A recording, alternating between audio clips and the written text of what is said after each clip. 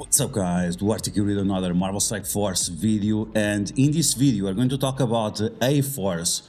A-Force right now is one of the best Alliance War offensive teams, probably top 3, and a lot of people are asking, should I build up this team?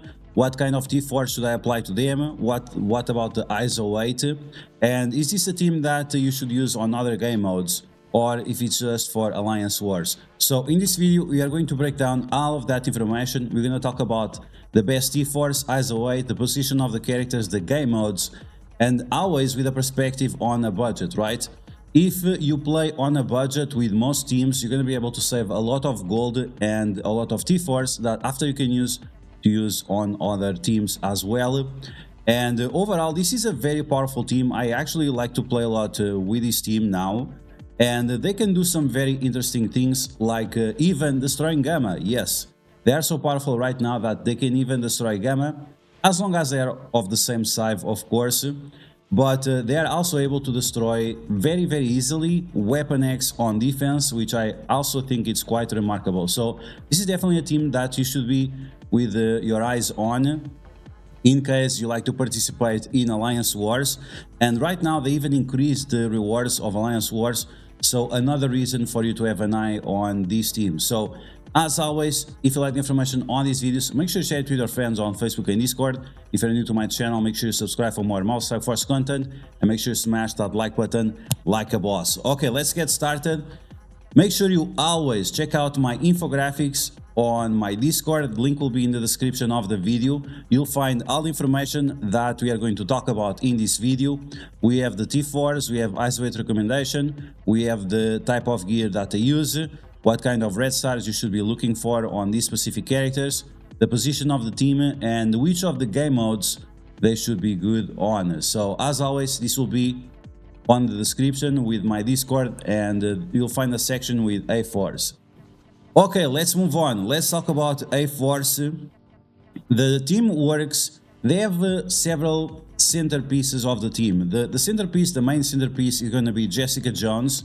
She's going to be able to provide a lot of energy to the team, but we cannot forget about Nico Minoru. If Nico Minoru and Jessica Jones are alive, whenever negative effect is applied to the team, Nico Minoru is going to give speed bar to Jessica Jones. Then we have now Photon, which is a very powerful character. She's able to apply speed bar to the allies, she's able to apply blinds to the enemies, she's able to do speed up and defense up to the entire team.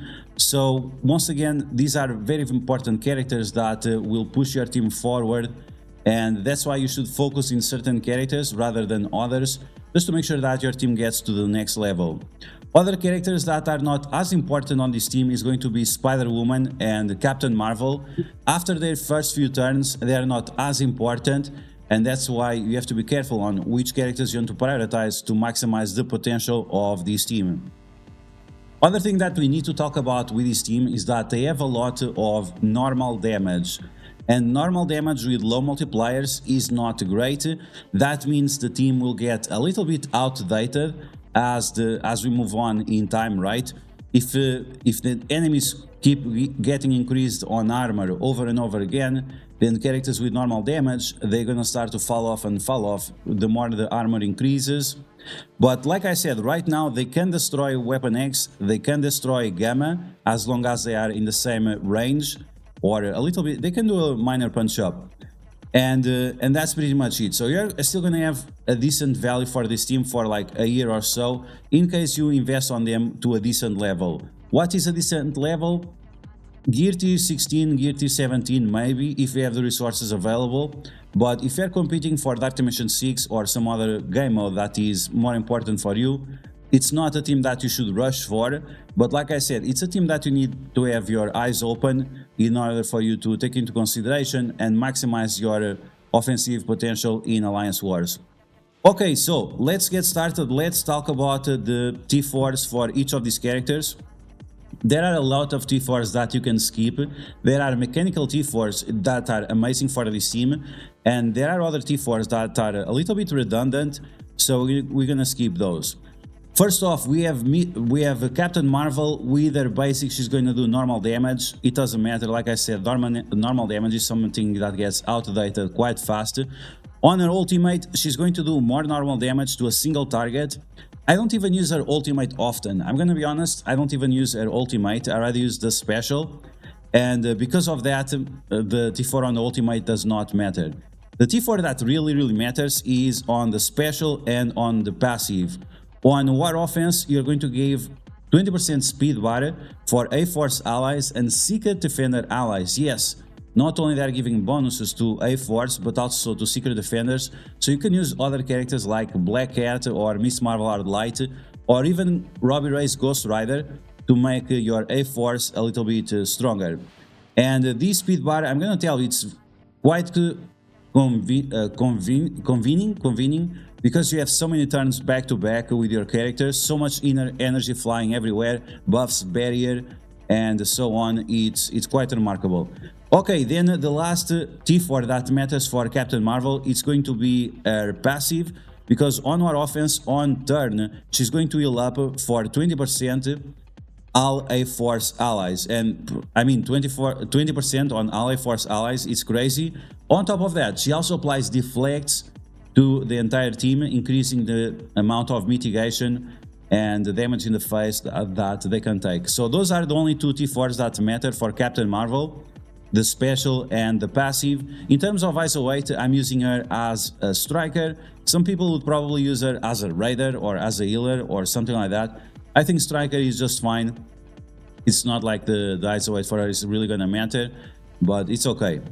Let's move on to the next character, Jessica Jones, probably the most important character on this team, and she has a few T4s that are a little bit redundant, so it really depends on if you invest on these T4s in the past, or if you are facing teams that can clear away your positive effects quite fast. So if you are facing like maybe Gamma or maybe some other team that clears your positive effects away, you might decide to use some of these T4s. First and most important T4 is going to be the basic, because it's going to give you guaranteed energy whenever you are using her basic attack. And then after that, she has 50% chance of giving more energy to Defender characters and A-Force characters. This Defender tag will also include the Secret Defenders, so you are talking about Daredevil, Luke Cage, Iron Fist, but you are also talking about the new and improved, the old Doctor Strange, Black Cat, Miss Marvel Hard Light, and Photon. So keep in mind, because this is going to affect all of those characters. With the special, she's going to clear all the negative effects away. This goes from like 3 negative effects to all of negative effects, so it's something that you don't use quite often. Apply defense up to self and all A-Force allies, and apply immunity to all A-Force allies. Depending on which T4s you have on your team, for example on Spider-Woman, this T4 might not be important, but I usually like this because it's on activation. You decide when you use it, so keep that in mind. But like I said, the passive from Spider-Woman, the passive from Jessica Jones, and the passive from Nico Minoru are all going to do the same as this special. So you might want to focus on the other passives rather than this one, or just focus on this one rather than other passives. Okay, the Ultimate T4 is going to give defense up to the entire team and give a little bit more damage. It's not super important because, like I said, they already have so many characters giving defense up, it's not gonna matter. And the passive, on our offense, heals self and all Secret Defenders and A-Force allies by 5% and gives defense up.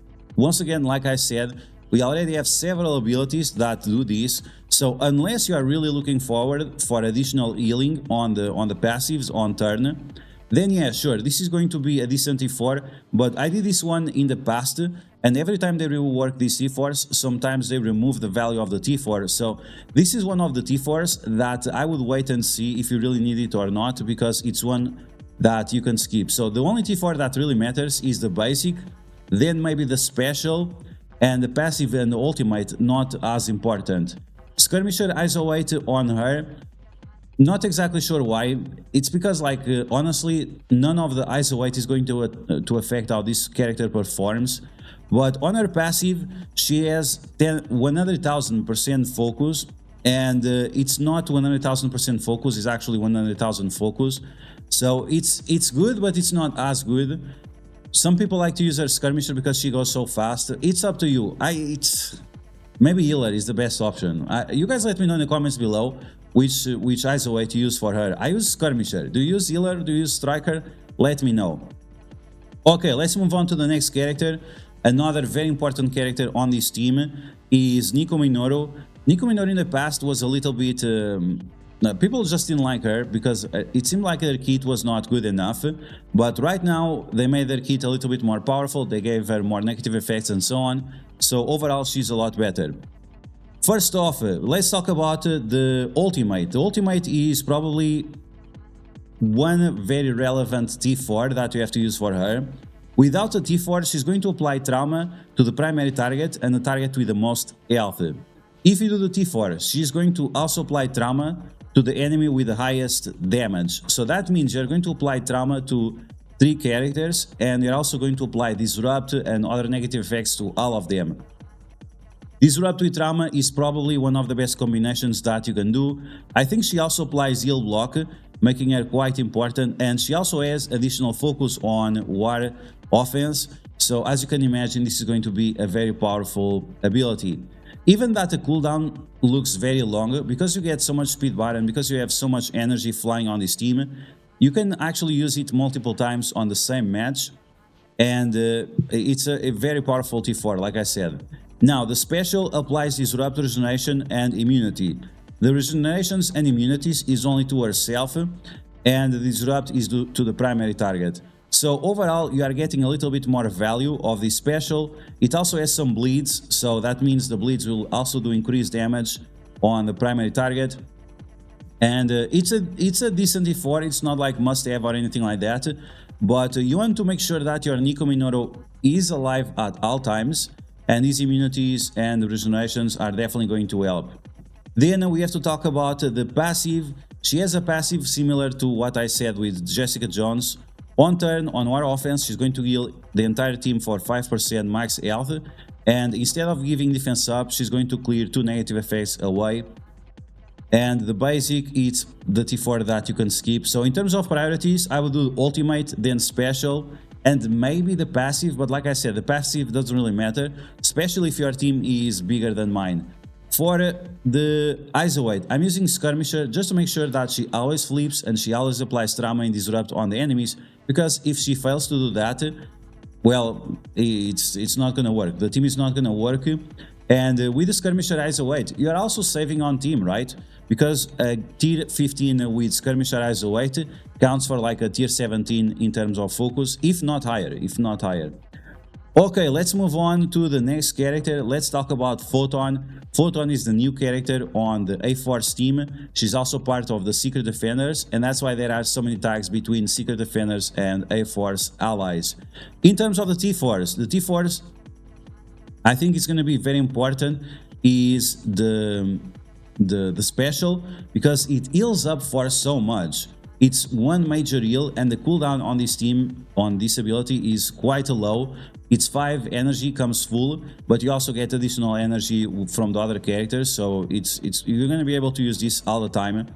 And yeah, like I said, 30% max health. It also increases the damage multiplier on Photon, and because she's a new character, because she has low yellow stars and low red stars, it's more convenient for you to have these extra multipliers to do more consistent damage. Okay, the other T4 that really matters, this is the number 1 T4 for Photon, is the ultimate.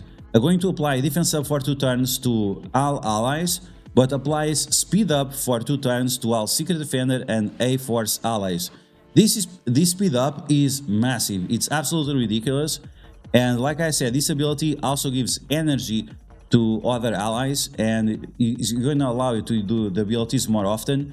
This is a very powerful T4. In terms of the other T4s, I don't think they really matter.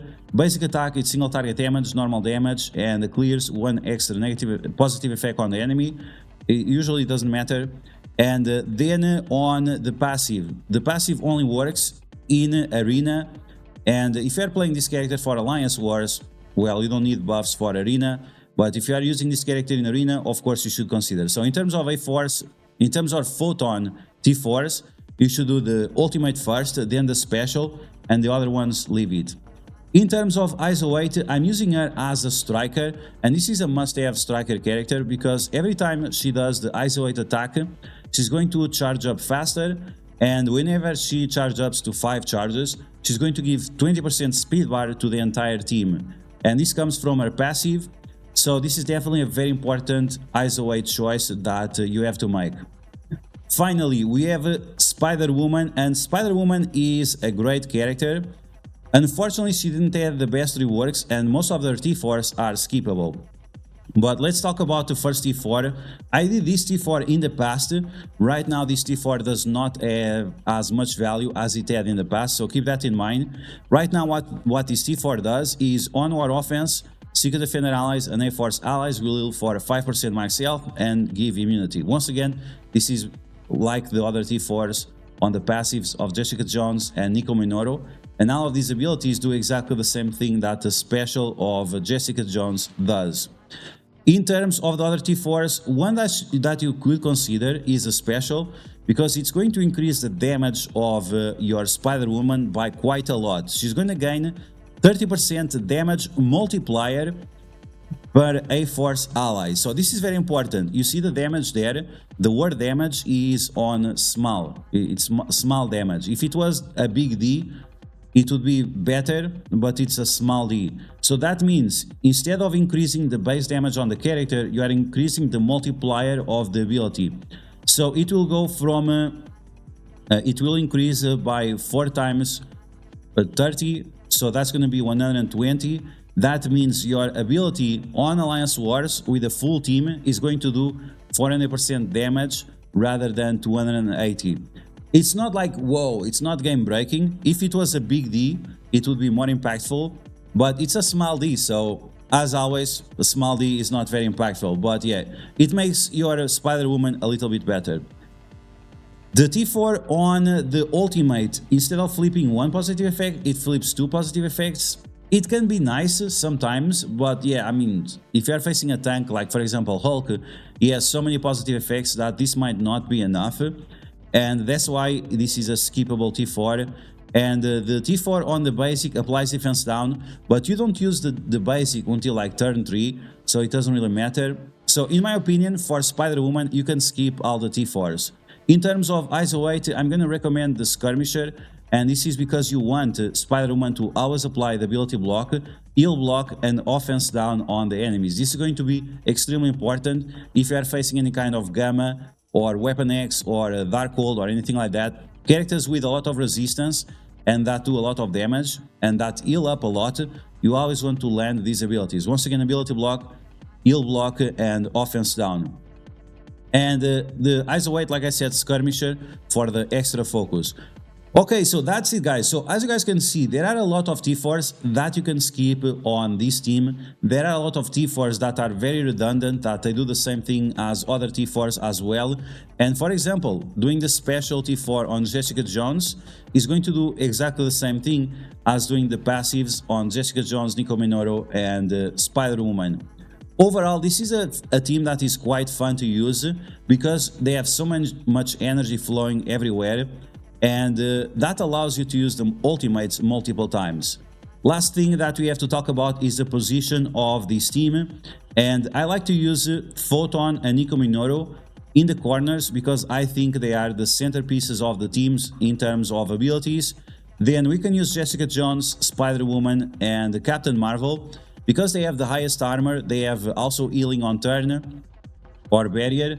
And because we need them to get negative effects in the face. And while they are important, they are not as important as Nico Minoru and Photon. That's why I prefer the team like this, and that's it. Once again, this team is very, very powerful right now, probably top 3 in Alliance Wars offense. They also have synergies with Defender characters, they also have synergies with Secret Defender characters. And in terms of game modes, let's take a look at the game modes really quick. So once again, we have the same information here. You can find these infographics on my Discord, link will be in the description. So the orange T4s, it's T4s that you can use in all game modes. And then we have the red T4s for Alliance Wars, purple T4s for Cosmic Crucible, and green T4s for raids. ISO 8 recommendations, red star recommendations, position of the team. And in terms of game modes. They are going to be very strong in Blitz if you use them together. If you use them separated with their respective teams that have synergies like skill military or defenders or secret defenders and so on, they are still going to be quite powerful. In arena, the only character that will matter is Photon. In raids, right now we cannot use any of these characters, but some of these characters have potential, but it's not worth like talking about it or anything like that. In terms of Dark Dimension, the Photon is going to be one of the best characters for Dark Dimension. Jessica Jones could be usable, and Spider-Woman could also be usable. Just make sure that you have characters that give energy for them, otherwise their cooldowns might be a little bit too long. The main game mode where they're going to be amazing is Alliance Wars. They can also be somewhat good in Avengers Tower, not only with their team but also with other combinations that we talked about. And in Cosmic Crucible they might have some value. We still didn't find it right now, but the potential is there. The potential is there for Photon, Jessica Jones and Spider-Woman. Nico, Minoru and Captain Marvel not so much, but we'll see what the future holds, and maybe these characters will be a surprise in Cosmic Crucible in the near future.